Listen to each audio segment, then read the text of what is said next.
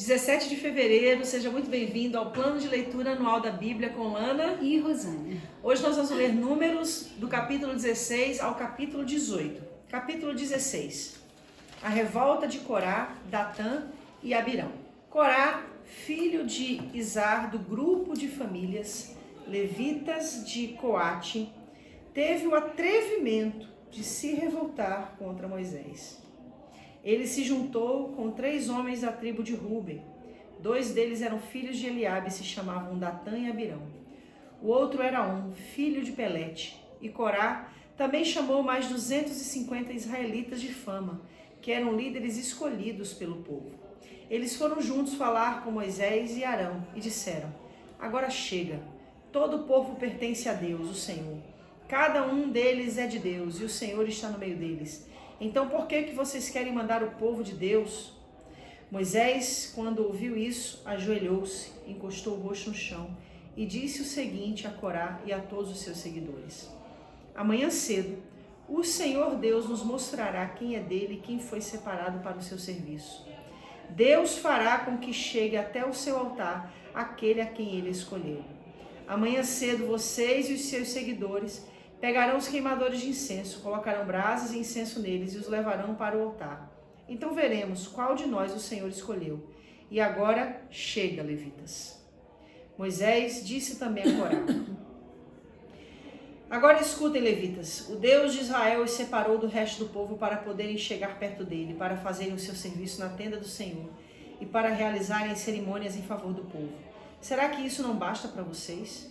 Deus deu a vocês e a todos os outros levitas esse privilégio, e agora vocês estão querendo também ser sacerdotes? Quando vocês reclamam contra Arão, na verdade é contra o Senhor que vocês e os seus seguidores estão se revoltando.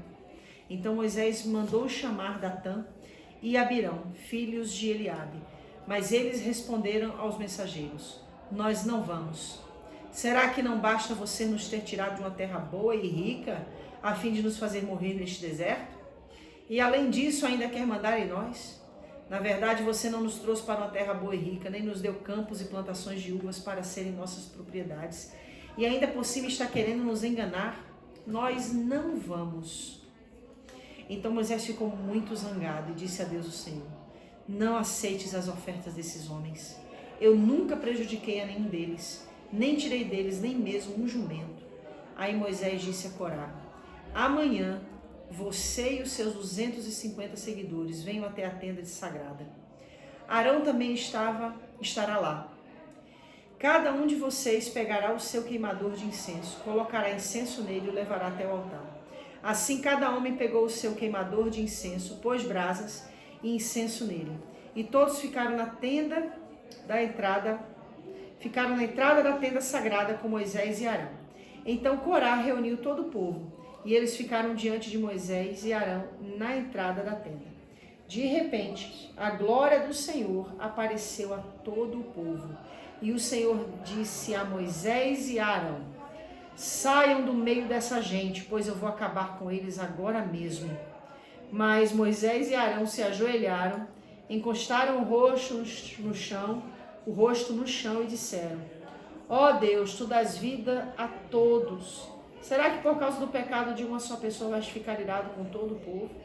Então o Senhor respondeu a Moisés: diga ao povo que saia de perto das barracas de Corá, Datã e Abirão. Aí Moisés saiu, e junto com os líderes do povo foi para onde estavam Datã e Abirão. E Moisés disse ao povo: afastem-se das barracas desses homens maus e não toquem em nada que seja deles, senão vocês também serão destruídos por causa dos pecados deles. Aí o povo se afastou das barracas de Corá, Datã e Abirão. Datã e Abirão saíram e ficaram na entrada da sua barraca com suas mulheres e filhos.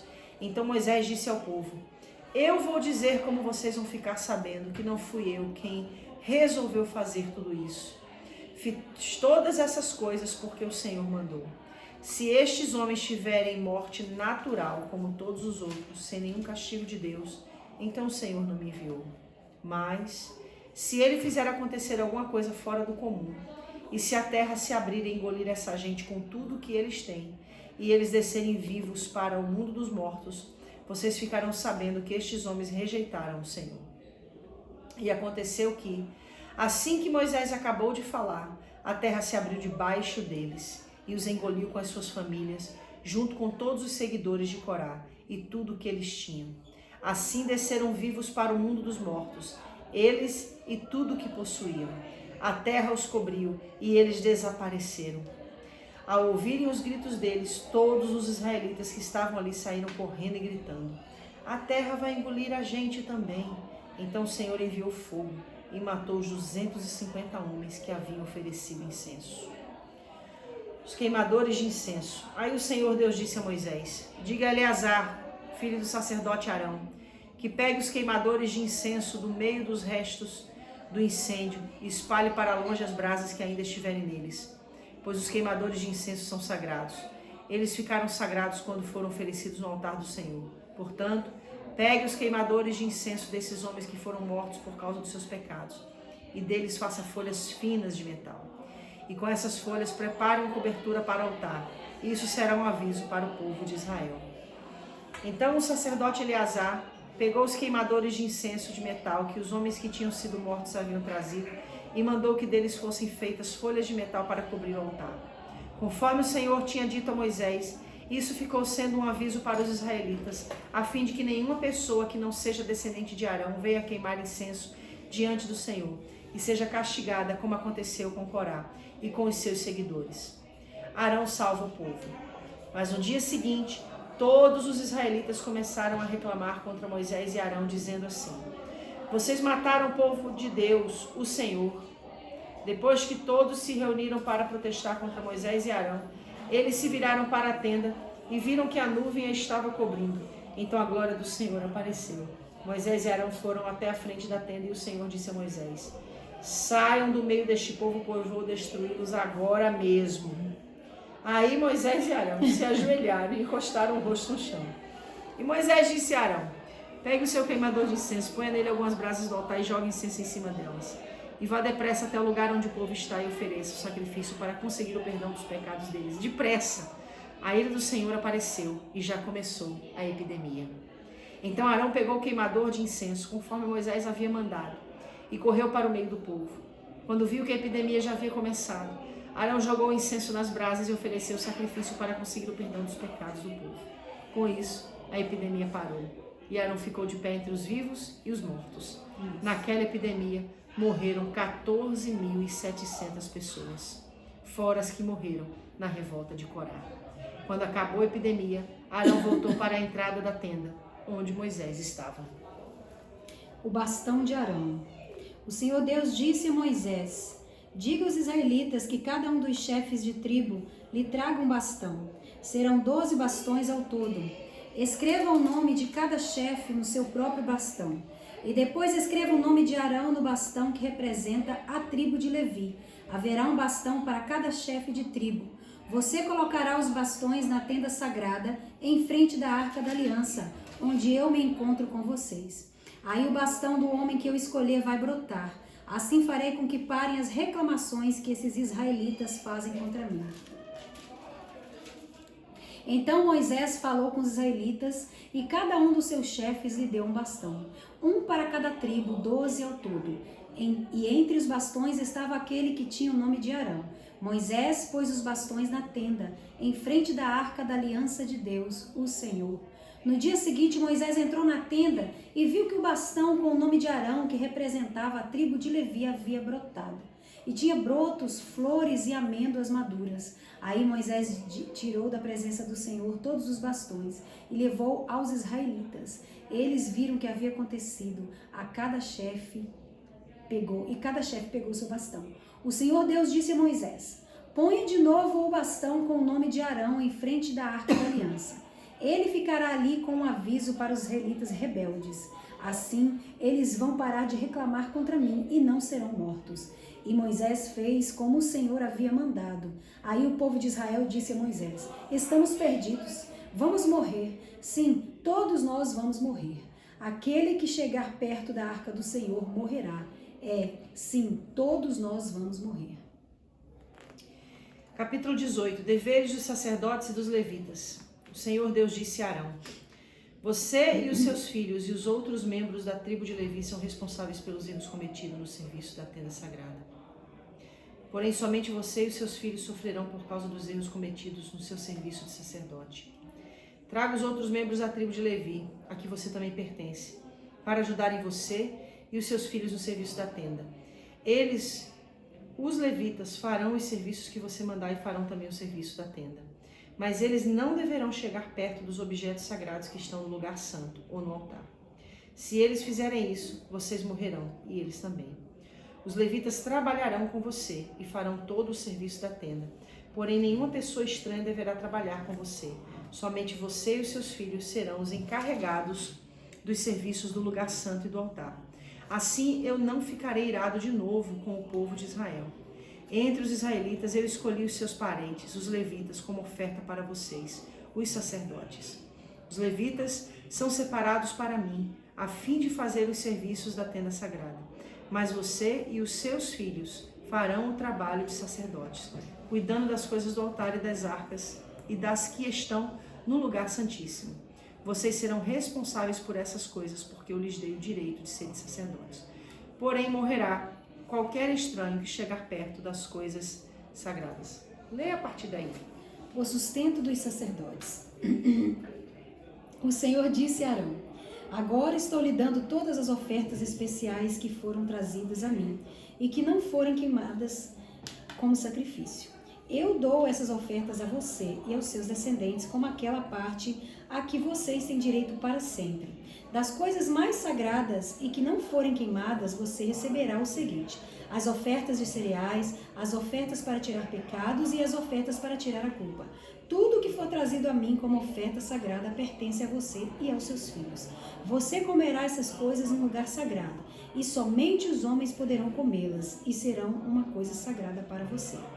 Além disso, serão suas também todas as ofertas especiais apresentadas pelos israelitas, as quais estou dando a você, aos seus filhos e às suas filhas para sempre. Todos os seus parentes que estiverem puros poderão comer dessas coisas. Estou dando a você o melhor dos primeiros produtos da terra e que os israelitas me trazem, isto é, o melhor azeite, o melhor vinho e o melhor trigo. Os primeiros produtos da terra que as pessoas trouxerem para mim serão de vocês. Todos os seus parentes que estiverem puros poderão comer essas coisas. Tudo que na terra de Israel for dedicado somente para o serviço do Senhor Deus pertence a você.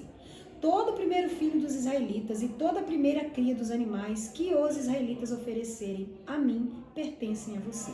Mas o primeiro filho e a primeira cria dos animais impuros voltarão mediante pagamento a ser da pessoa que os ofereceu.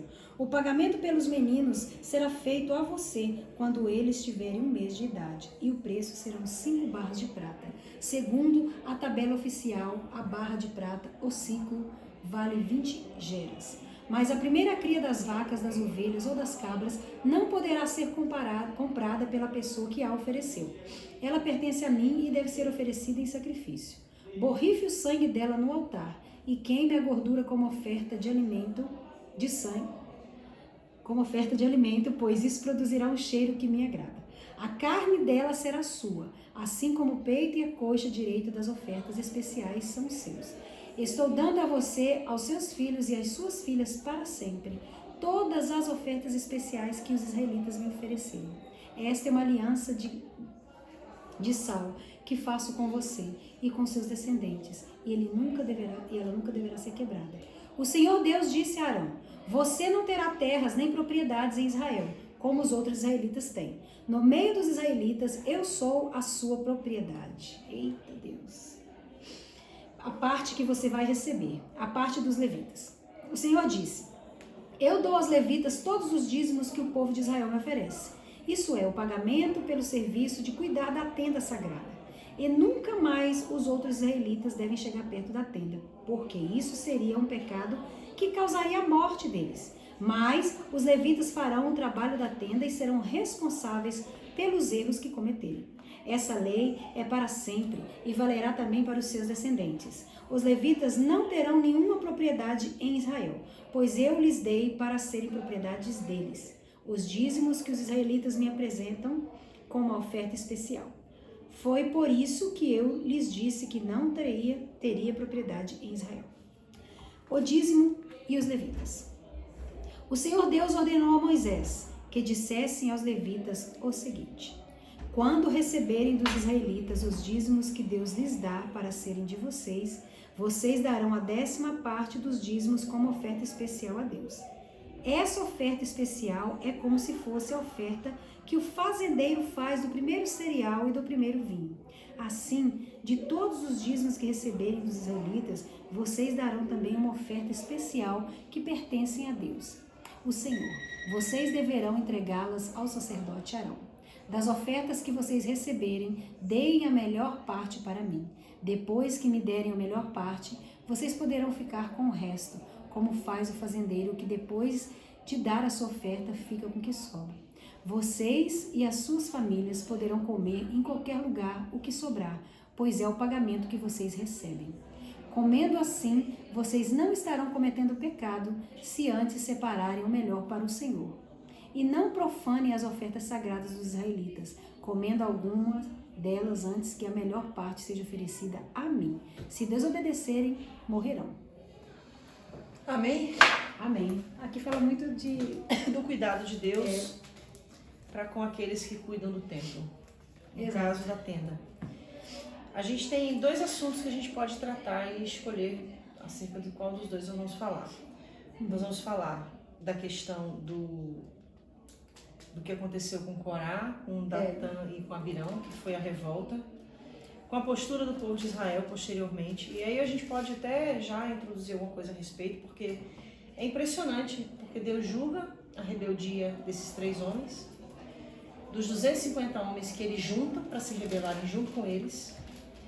E aí no dia seguinte, depois do povo ver tudo o que Deus fez para julgar, no dia seguinte, a palavra é clara, mas no dia seguinte todos os israelitas começaram a reclamar.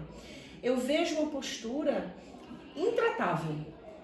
Pessoas que não conseguem ser ensinadas, ou que não mesmo querem. Diante de toda a manifestação da glória de Deus, meu Deus. E eu tô falando de uma manifestação clara e evidente, da terra se abrir. De Deus realmente, né, fazer acontecer diante dos olhos dele, como a vara de Arão, né? Que floresceu. Floresceu perto da arca. E aí a gente entende que não é um problema atual. Sempre existiu Povo de Deus. Pessoas com essa característica. Pessoas que têm dificuldade de serem ensinadas, de serem pastoreadas, e a gente vê de como serem Deus instruídas. se ira, né? Como pessoas Deus... que inclusive sofrem o dano por causa da postura, mas mesmo negam assim, a mudar. diante do dano, continua prevaricando, persistindo no pecado, mesmo diante de tudo o que Deus tem feito na vida, né? Isso acontece muito nos dias de hoje. Exatamente. E agora que eu queria ressaltar aqui é Moisés, né? Ele é um incansável intercessor. Ele e Arão. É o papel do pastor. Entendeu? Ele via tudo aquilo. Eu imagino, realmente a Bíblia aqui fala, né, em números mesmo, quanto que Moisés era humilde, né? Que era um homem muito humilde, mais humilde do mundo, né? Mais manso que mais havia, manso do mundo. diz. Porque tem que ser muito manso, minha irmã. Porque o povo, de um dia para o outro, se rebelando contra Deus, diante dos olhos daqueles homens de Deus, né? Ele tem que ser muito apaixonado mesmo por aquilo que Deus está fazendo e crer muito naquilo que Deus vai fazer. Uma coisa que me chama a atenção também é que aqueles que se revoltaram no dia seguinte suscitaram uma praga. E essa praga, essa epidemia, morreu 14.700 pessoas. Ou seja, todo mundo ficou fazendo parte de algo por causa E aí a gente precisa louvar a Deus pela graça. Já imaginou nos dias de hoje, se hoje em dia a lei regesse? Não existia igreja. Não existia nada. Não existia. Porque se todas as vezes que as pessoas se levantassem contra líderes, contra Deus, contra a sua palavra, contra o seu próximo, Deus abrisse a terra, contra ia o próprio restar Deus, mesmo. né? Que eles se levantavam contra o próprio Deus. Não ia restar, os amigos de Deus não ia existir, né? Não existir. Porque Então, a finalidade de tudo é Deus querendo se relacionar com o povo, se repete capítulo após capítulo a intenção de Deus. O desejo de trazer o povo para perto dele, de mover o coração do povo para ele. E aí a gente vê a vara de Arão florescendo. E sabe o que eu aprendo? Por que a vara de Arão floresceu? E não a vara daqueles homens? Porque Arão tinha aquele posicionamento com Deus de intercessor. Arão, ele foi chamado para servir o Senhor, ele frutificava. Ele frutificava. Então a árvore, ele a levou vara a sério o chamado. a vara dele tinha que frutificar, tinha que florescer. Ela ia dar fruto. E sabe o que é mais interessante? Ela não estava plantada no solo. Ela não floresce por causa de uma ação natural. Ela floresce por causa de uma ação sobrenatural, divina. Porque o nosso florescer em Deus nunca foi baseado nas nossas capacidades humanas. Sim, Deus inclusive nos deu essas capacidades para que nós possamos usar para Ele. Mas a gente nunca pode se esquecer que tudo que a gente faz é por causa dele em nós. Ele que nos faz florescer sobrenaturalmente. E aí, no último capítulo, a gente vê esse cuidado de Deus com os levitas, né? Todas as tribos tinham herança, mas os levitas não tinham herança nenhuma. Vocês não vão ter casa, vocês não vão ter nada. Por quê? Porque eu sou herança.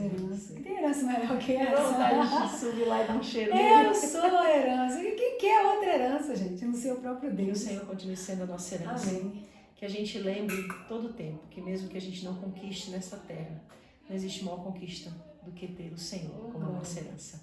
Que Deus te abençoe e até amanhã com números 19 a 21. Deus abençoe.